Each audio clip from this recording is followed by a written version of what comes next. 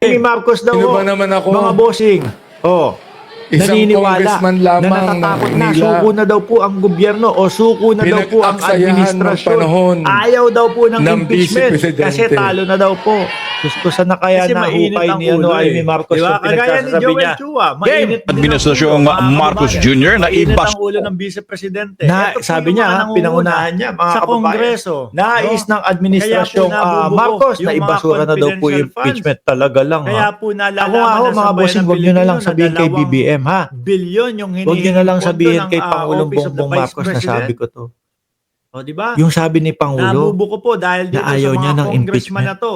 huwag nyo Yung sabihin, sila ha, na Mary sinabi Grace ko. Piatos. Di ako naniniwala At doon. yung mga resibo.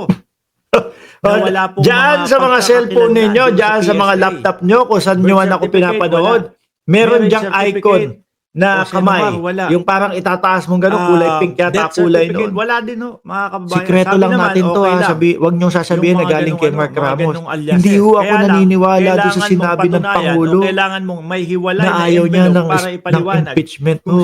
Sino yung sila mga Mary kasama Grace ko Piatos. dito na hindi din Kaya po, naniniwala mainit na ang ayaw ulo ng ni Inday Pangulo Sara Duterte dito yung sa mga impeachment? congressman na ito. Taas ang Okay. kamay. Sino ba naman ako?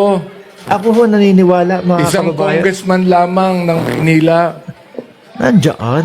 Pinag-aksayahan ng Nasa likod panahon yan ang Pangulong Bongbong ng Marcos. Vice-Presidente.